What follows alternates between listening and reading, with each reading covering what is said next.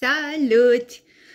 Am tot promis că revin după ce termin cursul de nutriție cu mai multe informații, cu mai multe povești, să zic așa, despre ceea ce am învățat eu și ce aș putea să dau mai departe. Și astăzi vreau să vorbesc cu voi despre un subiect care pe mine mă afectează foarte tare în perioada asta. De când sunt însărcinată, foarte multă lume zice: vai, tată, ce mănânci așa de puțin, că acum trebuie să mănânci pentru doi. Asta e unul dintre miturile despre alimente, că o femeie însărcinată trebuie să mănânce pentru doi. Într-adevăr, sunt doi în unu, știți, ca și oul Kinder. Însă, bebelușul meu, acum la 20 de săptămâni, are nici 400 de grame. Dacă eu mă pun să mănânc 2 porții de mâncare, înseamnă că îi dau ei, echivalentul a mai mult decât propria ei greutate. Nu are nevoie de atât. Ea are nevoie de vitamine, are nevoie de proteine, are nevoie de toți nutrienții pe care eu îi iau din mâncare, într-adevăr. Însă, asta nu înseamnă că trebuie să mănânc mai mult. Am învățat la cursul de nutriție, de exemplu, că o femeie gravidă ar trebui să mănânce undeva la 200 de calorii în plus pe zi. Știți cât înseamnă 200 de calorii? Înseamnă ori 2 banane, înseamnă un covrig sau înseamnă o gogoașă. Atât! Într-o zi. Nu mâncare dublă. Nu mănânc 2 prânzuri, 2 ori mic dejun. Mănânc atât cât am nevoie și cât simt nevoia și cât îmi este foame. Și știu că am în lista de prieteni câteva gravide, am în lista de prieteni foarte, foarte multe mămici și sunt convinsă că toate v-ați confruntat la un moment dat în timpul sarcinii cu acest trebuie să mănânci mai mult, trebuie să mănânci pentru doi. Nu este adevărat, nu trebuie să mănânci pentru doi. Într-adevăr, cum am spus, copiii au nevoie, bebelușii au nevoie de toți nutrienții și de toate vitaminele. Ce fac eu în plus acum e că mănânc mult mai multe fructe. Dar mănânc mult mai multe fructe și mai multe legume, în primul rând, pentru că îmi cere corpul, într-un fel sau altul, și pentru că sunt conștientă că asta îi face bebelușului, în primul rând, bine și îmi face mie bine. Și ce fac iar diferit e că iau mai multe vitamine.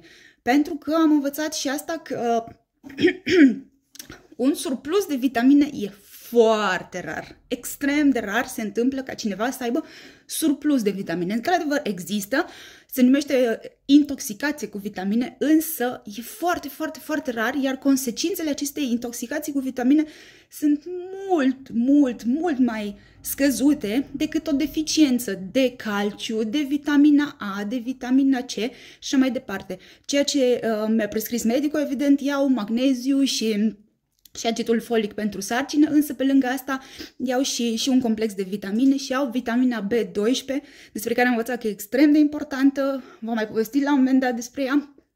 Și vitamina B12 ar trebui marea majoritate dintre noi să o consumăm, indiferent că suntem femei, că suntem bărbați, că femeile sunt gravide sau nu, pentru că este foarte importantă pentru corp, cum am spus, și o putem lua în general din produsele din pește. Și marea majoritate dintre noi, chiar 70% din populația lumii are deficiență de vitamina B12. De aceea eu iau aceste vitamine și mănânc cât pot de sănătos și cât se poate de puțin. Am spus la un moment dat că vreau ca acum să nu mă îngraș prea tare în timpul sarcinii. Când am fost gravidă cu băiatul meu, cu David, în a 8-a lună de sarcină aveam deja 30 de kilograme în plus.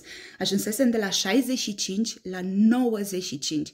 În ultima lună nici nu m-am mai cântărit, nu am mai vrut să știu. Cel mai probabil am bătut recordul de 100 și de data asta nu vreau să se întâmple așa ceva. Și chiar spuneam la începutul sarcinii că de data asta nu mă voi îngrășa așa de mult și evident că s-a zărit pe mine cu ideea că trebuie să mănânci pentru doi, nu există, trebuie să mănânci. Ei, nu trebuie să mănânc, este doar un mit inventat de nu știu cine, însă unul dintre foarte multe mituri.